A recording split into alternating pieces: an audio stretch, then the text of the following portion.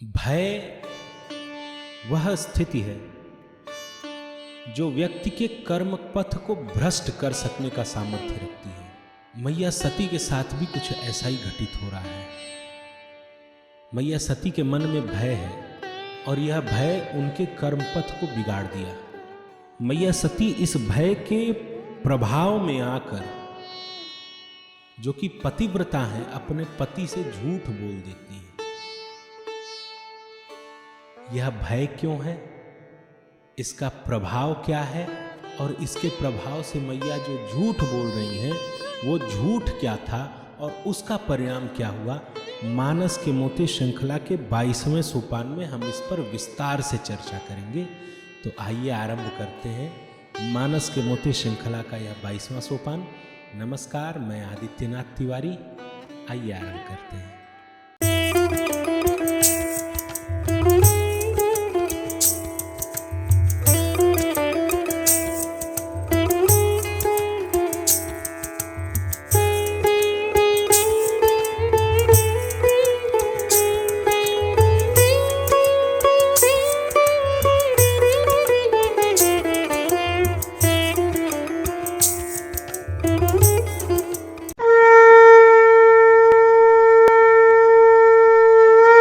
पिछले सोपान में हमने आपने जो चर्चा की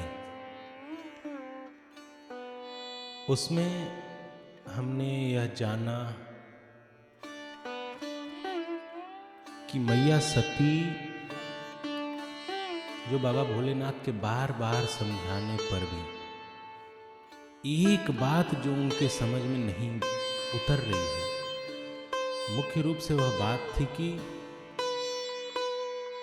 जो सामने लीला कर रहे हैं ये राजपुरुष नहीं है बल्कि परब्रह्म परमात्मा है। तो मैया, बाबा भोलेनाथ मैया को बार बार समझाते हैं, अनेक बार समझाते हैं। जब इसके बाद भी माता जी के हाव भाव या चेहरे का भाव नहीं बदलता है तो बाबा भोलेनाथ मुस्कुरा के कहते हैं कि देवी जाके परीक्षण कर लीजिए। लेकिन यहाँ एक अवरोध भी लगाते हैं, एक बैरियर, एक फिल्टर लगाते हैं कि देवी जब आप परीक्षण करने जाइए तो विवेक का प्रयोग करिए, विवेक से परीक्षण करिए। जब मैया चलती हैं तो बाबा यह भी कहते हैं कि अदक्ष सुता कहूँ नहीं कल्याणा, विधि विपरीत भलाई नहीं। तो इन सब चीज का बड़ा विस्तृत चर्चा जितनी इस बालक के समझ में उतर सकी है उतनी चर्चा हमने की है। आप एक बार पिछला एपिसोड देखिएगा।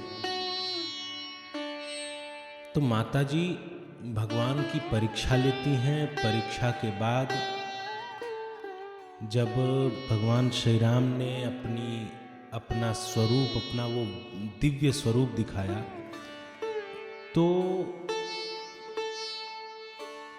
माता जी बहुत घबरा जाती हैं। पहले तो जब भगवान श्री राम ने मैया को प्रणाम किया था, अपना नाम, अपने पिता का नाम लेके, चूंकि माता जी सीता जी के रूप में थी, उनको लगा कि ये अपनी पत्नी समझ लेंगे, लेकिन भगवान ने उनको प्रणाम किया और यह बताया कि हम आपको पहचान रहे हैं। इससे ही ग्लानि में थी। इसके बाद भगवान का दिव्य स्वरूप, जब वो व्यापक ब्रह्म वाला स्वरूप देखा तो मन और घबरा गया और मन में यह भय पैदा हो गया कि अब बाबा भोलेनाथ के पास जाऊंगी तो क्या उत्तर दूंगी, क्योंकि जो चीज वहां समझ नहीं पड़ रही थी आज यह समझ पड़ी है। तो अब उत्तर देना मुश्किल ऐसा लग रहा है मैया को। बहुत चिंतित, बहुत परेशान है, भय में है। और इसी अवस्था में बाबा भोलेनाथ के पास पहुंचती हैं। चेहरे की और शरीर की स्थिति क्या है, अभी वो बृहद स्वरूप देख के और इन सारी बातों को सोच के, जो बाबा भोलेनाथ ने आरंभ में बताया था कि जासु कथा कुंभज ऋषि गाई, भगत जासु मैं मुनि ही सुनाई, सोई मम इष्ट देव रघुवीरा। यही व्यापक ब्रह्म है, यही मेरे इष्ट देव हैं, जिनके नाम का मैं दिन रात जप करता हूँ, यही वो राम जी हैं। ये सारी बातें जो बाबा भोलेनाथ पहले बता चुके थे, जब दिव्य स्वरूप देखा मैया ने तो वो सारा उपदेश मन को लगा, मन में उतरा। अब मन में ग्लानि है, चिंता है और इस बात का भय है कि हमने अपने पति की बात को नहीं सुना, नहीं माना। तो मन में भय और चिंता, और यह केवल दिखावे का नहीं, ये वास्तविक चिंता और भय है।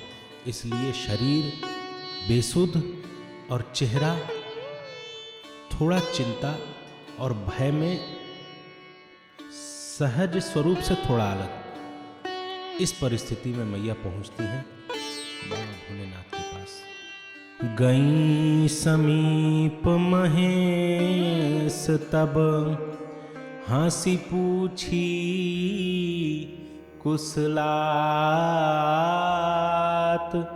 लीन्ह परीक्षा कवन विधि, कहु सत्य सब बात। हे देवी, आपने परीक्षा किस विधि से ली? सत्य सत्य सब बात कही। हाँ, इस वाक्य में सत्य कहु सत्य सब बात, इस पर रेखांकित बाबा ने किया। बाबा ने इसको जोर दे के कहा कि सत्य कहिएगा, क्योंकि बाबा जान रहे थे कि बाबा तो परम ज्ञानी है, जगत गुरु हैं। उनको पता है कि ब्रह्म परीक्षण का विषय नहीं है। और जो जितने लोगों ने, हमने पहले भी चर्चा की है, जितने लोगों ने भगवान श्री राम के समक्ष अपनी छल की कसौटी डाली है, उन लोगों ने छल ही पाया है। चाहे वो रावण मारीच के रूप में सोने का हृदय, सोने का मृग भेज के एक छल भेज रहा है, तो पाया मैया सीता की छाया। अब मैया सती छल रूप में सीता जी का वेश बना के जा रही हैं। ये वहाँ से क्या पाएंगी? ये भी छल ही पा रही हैं। छल करने गई और इनका छल पकड़ा गया। तो बाबा भोलेनाथ समझ रहे हैं कि भगवान छल के विषय नहीं है, श्रद्धा और विश्वास के विषय है। तो सती जी के मन में श्रद्धा और विश्वास तो है, लेकिन यह विश्वास नहीं हो पा रहा है कि यही परब्रह्म परमात्मा है, इसलिए यहाँ श्रद्धा भी नहीं हो पा रही है।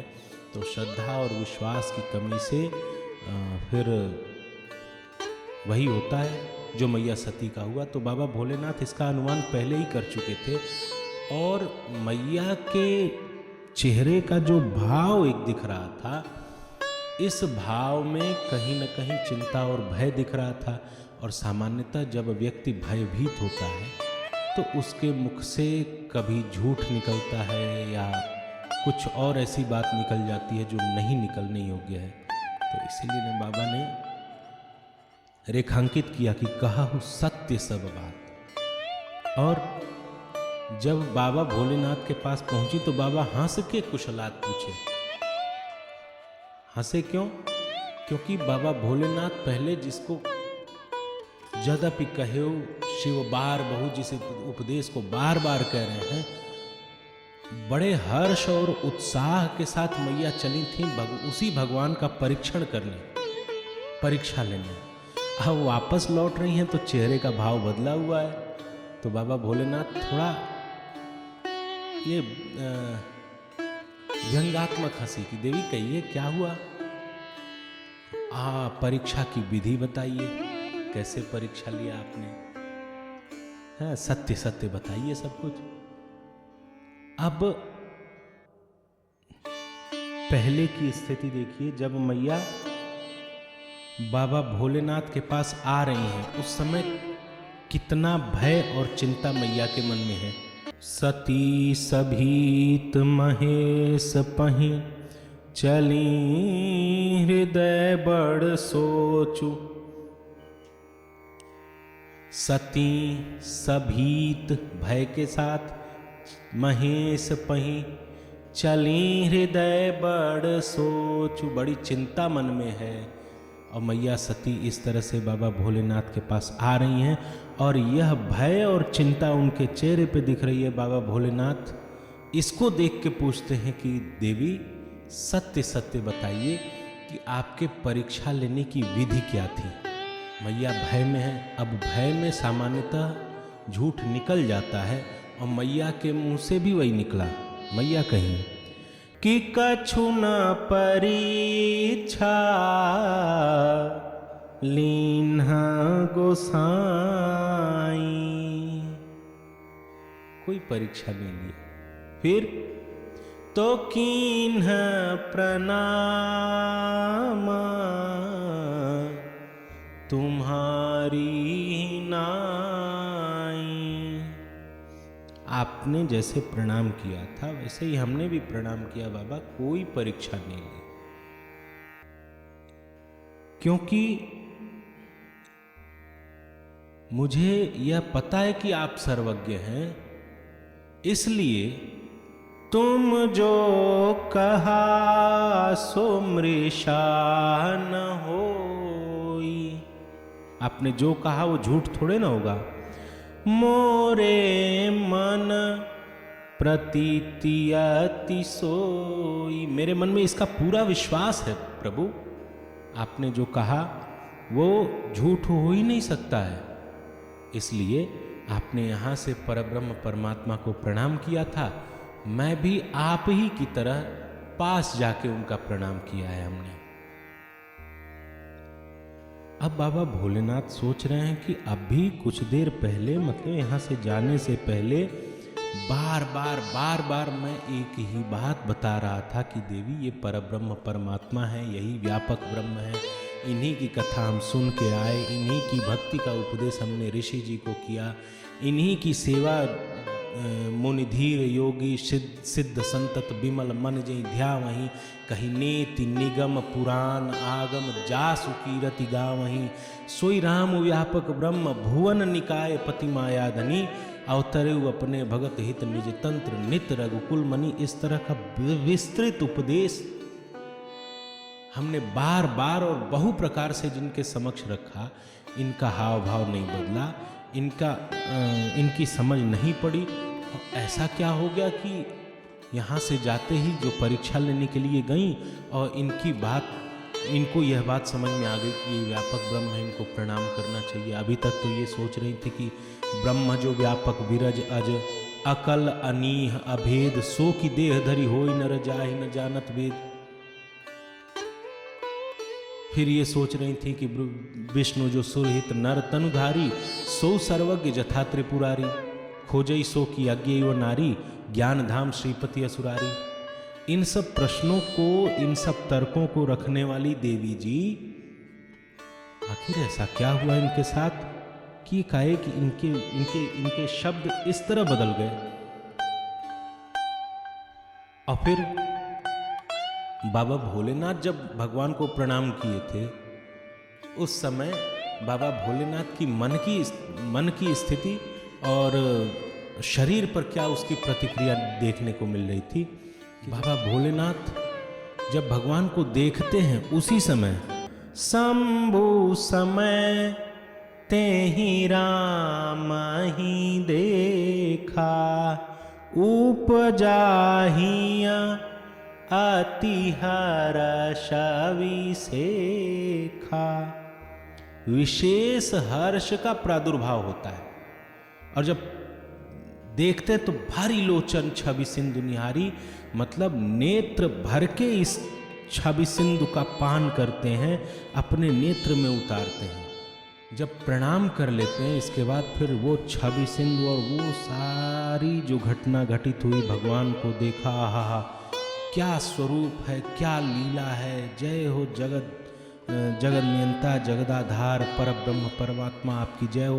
उसी सारी लीला को अपने हृदय में उतार के उनको देखते हुए, उनका आनंद लेते हुए बाबा तो चले जात शिव सती समेता, पुनि पुनि पुलकत कृपा निकेता। कृपा निकेता यानी भगवान शंकर उस छवि सिंधु को देख के विशेष हर्ष में होते हैं और इतने प्रसन्न होते हैं कि बार बार पुलकायमान हो जाते हैं, रोंगटे खड़े हो जाते हैं, प्रेमाश्रु गिरने लगते हैं। मस्त हैं बाबा भोलेनाथ उसी कृपा सिंधु की छवि देख के। हैं जिनको परब्रह्म परमात्मा कह के प्रणाम कर रहे हैं, उन्हीं की छवि देख के, उनकी लीला देख के, उनका सामीप्य अनुभूत करके बाबा भोलेनाथ की यह स्थिति है। हो भी क्यों नहीं। सच्चित आनंद जिनका स्वरूप सत्य है, चित्त है और आनंद है, जो आनंद का स्वरूप है, उनका दर्शन करके बाबा भोलेनाथ आनंद में क्यों नहीं आएंगे। तो मैया सती के चेहरे का हाव भाव जब बाबा भोलेनाथ देखते हैं कि हमने जब भगवान का दर्शन और प्रणाम किया था तो मेरी यह स्थिति थी कि मैं खुद को ही नहीं संभाल पा रहा था। इतनी सुंदर लीला, छवि समुद्र यानी जो सौंदर्य के समुद्र हैं, इतना सौंदर्यवान स्वरूप, इतनी रसमयी लीला, इतना सब कुछ देख के मेरा प्रेम समा नहीं रहा था, मैं पुलकायमान था। और इधर सती जी की क्या स्थिति है। चली हृदय बड़ सोचू, हृदय में बड़ा सोच है, मतलब बड़ी चिंता है। चली सभीत महेश पही, भय के साथ हैं और हृदय में चिंता है। ये क्या बात हुई। मैया सती जो कह रही हैं और मैया सती के चेहरे पे जो दिख रहा है, दोनों के भाव मिल ही नहीं रहे हैं। बाबा भोलेनाथ सोच रहे हैं ऐसा कैसे हो सकता है कि जो भगवान का दर्शन करे भी और हृदय में इतना संकोच, सोच, चिंता और भय भी हो, ऐसा क्या हो गया। और चूंकि बाबा भोलेनाथ का पहले भी अनुमान था कि दक्ष सुता कहूं नहीं कल्याणा, अब मैया बोल रही हमने दर्शन किया, आपकी तरफ प्रणाम किया और चेहरे पे हाव भाव कुछ अलग दिख रहे हैं। बाबा को थोड़ी चिंता हुई, थोड़ा बाबा ने सोचा कुछ गड़बड़ हो गया लग रहा है। फिर तो तब शंकर देखे उधारी ध्याना, बाबा भोलेनाथ तुरंत ध्यानस्थ हो गए। और ध्यान में क्या देख रहे हैं कि सती जो कीन चरित सब जाना, जो भी चरित्र सती जी ने किया था सब कुछ जान गए बाबा भोलेनाथ। और ये सब देख रहे हैं कि मैया सती सीता जी का स्वरूप धारण कर रही हैं, भगवान राम के सामने जाके खड़ी हैं, भगवान ने उनको प्रणाम किया। फिर लौटते हुए भगवान का वो स्वरूप दर्शन कराया भगवान ने। और सती जी यहां आके कह रही हैं कि कछु न परीक्षा लीन गोसाई। और देखिए यहां प्रथम दृश्य दोष दर्शन हो रहा है माता सती में। क्या आरंभ है पतिव्रता स्त्री, तो पति ने जो कहा जो किया उस पर कोई संशय ही नहीं है। अब वही स्वीकार करना है जो, अगर संशय है भी कि ये मनुष्य है या परब्रह्म परमात्मा है, यह संशय तब तक होना चाहिए जब तक उनके पति यानी भोलेनाथ ने यह स्वीकार नहीं किया था कि ये परब्रह्म परमात्मा है। यदि पति ने स्वीकार कर लिया तो अब मैया सती को संशय नहीं होना चाहिए, क्योंकि उनका पातिव्रत धर्म है और पातिव्रत धर्म होने के अनुसार वहीं पे वो स्वीकार कर लेते हैं कि ये परब्रह्म परमात्मा है। पहली गलती वहाँ की, उन्होंने पति के विपरीत तर्क किया, सोचा ही। पुनः अगर तर्क आ भी गया तो इसका समाधान बाबा भोलेनाथ बार बार बता रहे हैं, बार बार उपदेश कर रहे हैं, विविध प्रकार से उपदेश कर रहे हैं, सब कुछ समझा रहे हैं। पातिव्रत धर्म है, इसलिए पति का कहा यहाँ मानना चाहिए। मैया के समझ में उतर ही नहीं रही है बात, इसलिए यहाँ भी मैया ने पति की बात नहीं मानी। पुनः यदि पति को विश्वास है तो उस तत्व का परीक्षण नहीं करती मैया, क्योंकि पातिव्रत धर्म है। लेकिन मैया चल दी परीक्षण करने। हालांकि बाबा भोलेनाथ की मौन सहमति, यूं कह लें सहमति थी, किंतु यह सहमति सहज नहीं थी। एक तरह से हमको समझना चाहिए कि यह माता जी का एक तरह से जिद था, अन्यथा नहीं लेंगे, क्योंकि मैया सती जब, चूंकि मन में संशय रखना उचित नहीं है, यह संशय कब और कैसे और किस तरह से इस प्रतिघात कर दे, इसके लिए बाबा भोलेनाथ बहुत प्रयास करते हैं। अंत में कहते हैं अच्छा ठीक है भैया, जैसा आपका समाधान लगे वैसा आप कर लीजिए, मन कर जाके परीक्षा ले लीजिए। तो यह कोई सहमति नहीं है। हाँ, सहमति है क्योंकि बाबा भोलेनाथ ने कहा, किंतु कैसे कहा, जब सारे उपक्रम करके बाबा थक गए फिर भी समाधान नहीं हुआ, तब बाबा ने कहा तो ये सहमति होते हुए भी सहमति नहीं है। इस न सहमति होने में भी मैया सती चल दी, पुनः पातिव्रत धर्म, उनको यहां नहीं जाना था, मैया चल दी। अब परीक्षण करने के बाद जब वापस लौटी तो बाबा भोलेनाथ पहले ही वर्जित किया कि देवी झूठ नहीं कहिएगा, कहो सत्य सब बात, सारी बातें सत्य सत्य कहिए। के ही विधि परीक्षा की आपने, किस विधि से आपने परीक्षा की यह भी बताइएगा। लेकिन यहाँ फिर मैया बाबा भोलेनाथ के समक्ष सीधे झूठ बोल गई। क्या झूठ बोला कि कछु न परीक्षा लीन्ह गोसाई, कीन प्रणाम तुम्हारी नाई। कोई परीक्षा नहीं ली। पहला झूठ, परीक्षा तो मैया ने लिया था।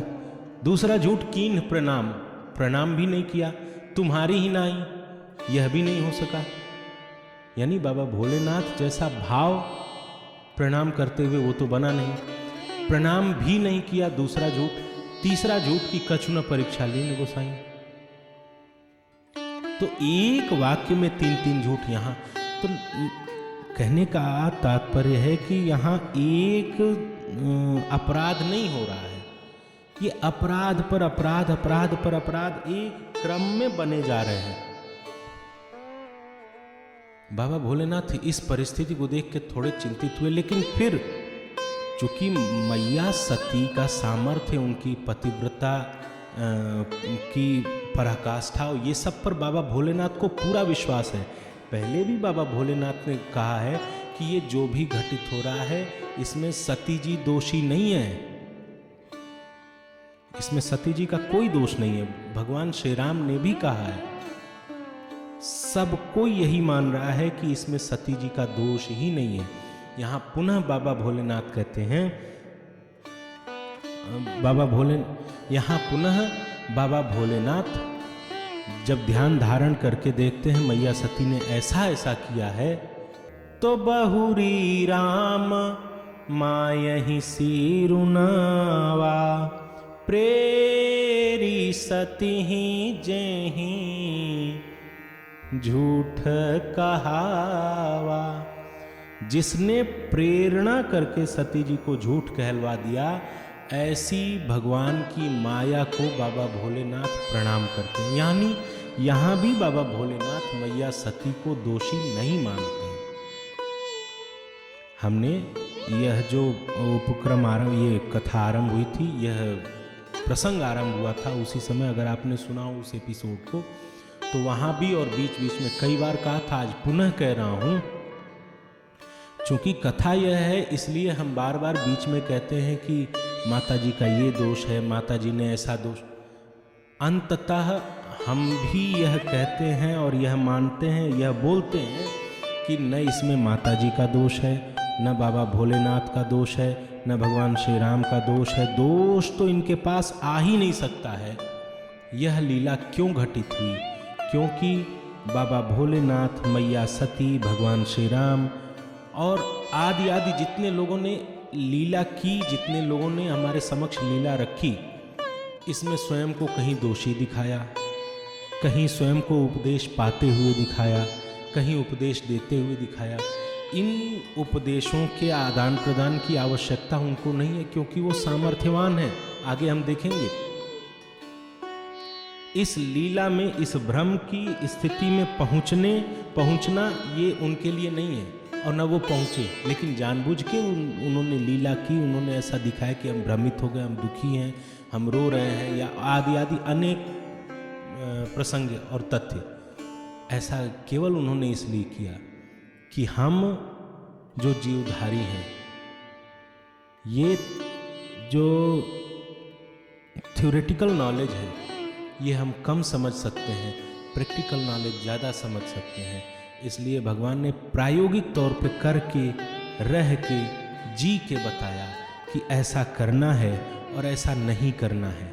बाबा भोलेनाथ ने तर्क रखा, मैया सती ने लीला की, फिर बाबा भोलेनाथ ने और मैया सती ने मिलके जो किया ये हमको बताया कि यहाँ ऐसा उचित था, ये अनुचित था। इस अनुचित का परिणाम क्या हुआ ये भी उन दोनों ने आपस में ऐसी लीला करके बताया कि हे पुत्रों, आप ऐसा मत करो, ये अनुचित है, इसलिए इससे बच के ऐसे निकलो। मैया सती, बाबा भोलेनाथ, भगवान श्री राम, सबके श्री चरणों में प्रणाम निवेदित करते हुए आज का यह सोपान हम यहाँ समाप्त करते हैं। अब पुनः हम मिलेंगे अगले सोपान में, तब तक के लिए अनुमति दीजिए। प्रणाम।